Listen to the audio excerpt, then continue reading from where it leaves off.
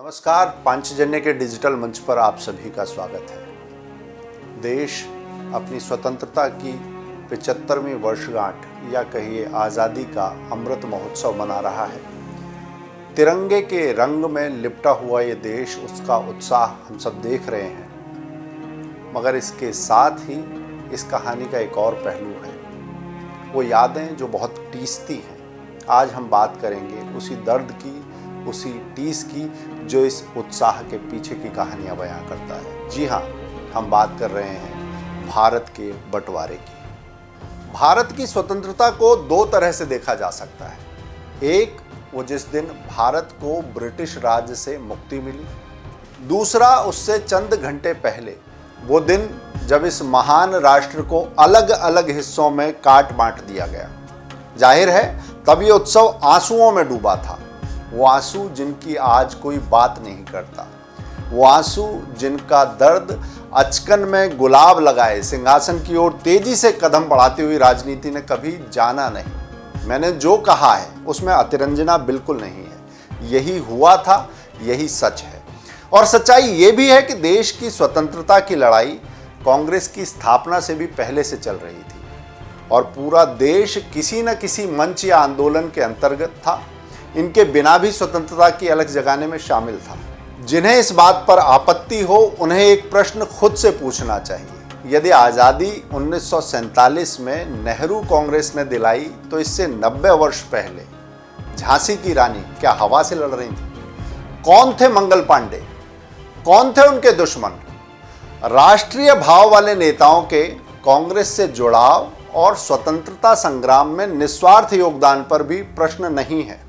मगर कांग्रेसी जन्म कुंडली का एक तथ्य ही इसके गले का सबसे बड़ा कांटा है, और ये कांटा आज भी है कि इस पार्टी को जन्म देने का नुस्खा खुद अंग्रेजों ने ही निकाला था। इसमें भारत की बात नहीं थी। ब्रिटिश हितों की पूर्ति के लिए और भारतीय आक्रोश को आहिस्ता आहिस्ता दबा देने के लिए एक राजनीतिक औजार के रूप में एक अंग्रेज A.O. ह्यूम ने 1885 में कांग्रेस की नींव रखी थी, और वही अंग्रेज A.O. ह्यूम कांग्रेस का पहला अध्यक्ष बना था। वास्तव में अंग्रेजों ने 1857 के भीषण स्वतंत्रता संग्राम का गहन विश्लेषण किया और भविष्य में इस तरह की कोई घटना ना घटे, उसे टालने के इरादे से एक दल के गठन का विचार किया, जिसे आप आज कांग्रेस के तौर पर जानते हैं।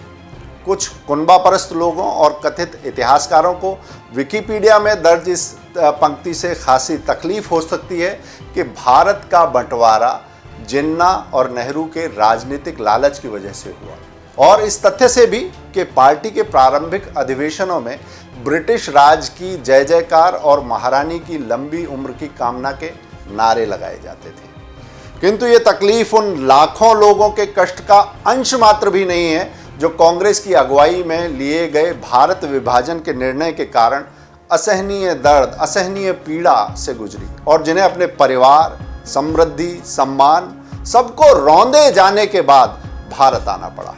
जी हाँ, आप ये कह सकते हैं भारत विभाजन कांग्रेस का इस देश को दिया गया सबसे बड़ा धोखा था।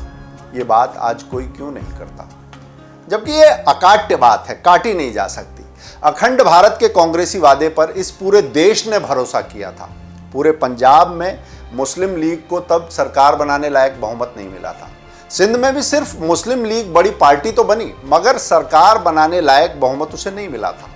ये एक ऐसी स्थिति थी जब देश में किसी ने नहीं सोचा कि अखंड भारत का दम भरने वाली और लोगों को इस मुद्दे पर अपने साथ लेकर चलने वाली पार्टी, वो पार्टी अंततः बंटवारे को स्वीकार करेगी। मगर हुआ क्या? जीती कांग्रेस और सपना पूरा किया गया मुस्लिम लीग का। ये बंटवारा लाखों करोड़ों भारतीयों के विश्वास पर आघात करने वाली बात है। इतिहास का जिक्र करते हुए ये बात दबा दी जाती है कि विभाजन के समय संघ के स्वयंसेवकों की क्या भूमिका थी। बहुत बहस चलती है, विभाजन की चर्चा तो होती है, मगर कोई पंजाब रिलीफ कमेटी की बात करना नहीं चाहता। वो बात भी आपको करनी ही होगी। जिस समय पंजाब से लाशों से अटी रेलगाड़ियां और लुटे पिटे परिवारों के जत्थे आने लगे, तब शुरुआत में संघ के स्वयंसेवक और कांग्रेस के कार्यकर्ता मिलकर काम करने आए थे। किंतु शरणार्थियों के लिए आई राहत सामग्री और वाहनों का धड़ल्ले से इस्तेमाल करते और केवल बयानबाजी में जुटे रहने वाले कांग्रेसी कार्यकर्ताओं के साथ स्वयंसेवकों की नहीं बनी और स्वयंसेवकों ने पंजाब रिलीफ कमेटी का अलग से गठन किया। स्वयंसेवकों के अलग होते ही कांग्रेसियों की सहायता समिति की जैसे जान ही चली गई। कार्यकर्ता तो उनके पास थे ही बहुत थोड़े। जो हल्ला था, जो हवाबाजी थी, वो भी उसके बाद थम सी गई। आंसुओं और खून से लिथड़े उस दौर में खतरनाक क्षेत्रों से हिंदू महिलाओं, बच्चों, बुजुर्गों, उन सबको निकालना, उन सबको सुरक्षित स्थान पर पहुंचाना, दंगे से जलते हुए मोहल्लों में फंसे हुए हिंदुओं को सुरक्षा कवच देना, हमलावरों को उनकी करनी का सबक सिखाना, घायलों को अस्पताल ले जाकर उनके उपचार की व्यवस्था करना, मृतकों के शवों का अंतिम संस्कार तक करना, ये सब काम तब स्वयंसेवकों ने किया था।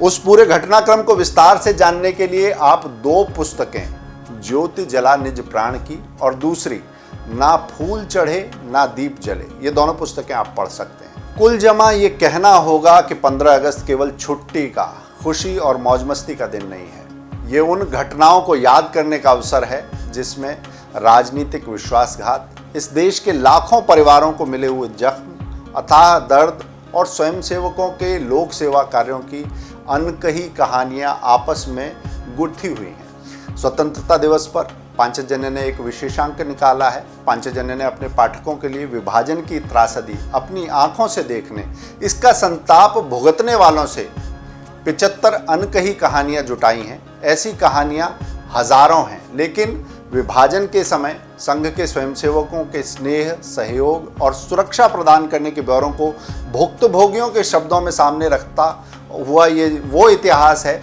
जिसे दबाने बिसराने की भरसक कोशिश की गई।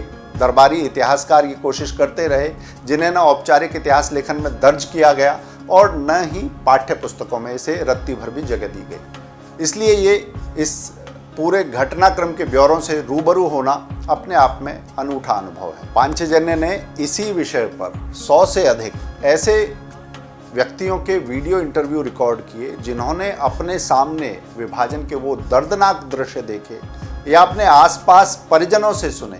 ये पूरी श्रृंखला हमारे डिजिटल प्लेटफॉर्म यानी पांचजन्य के यूट्यूब और फेसबुक पेज पर आप सरलता से देख सकते हैं। भारत के विभाजन के कारणों की गहन पड़ताल करती हुई एक डॉक्यूमेंट्री भी पांचजन्य के यूट्यूब चैनल पर है जिसका नाम है विभाजन, टीस या सीख। इसे भी आप अवश्य देखें, ऐसा हमारा आग्रह। अपने विचार हमसे साझा करें। विभाजन की फांस और क्षुद्र राजनीति को बेपर्दा करती हुई ऐसी कोई कहानी यदि आपके पास पड़ोस में है, पास पड़ोस में हो सकती है, उसे हमसे साझा करें।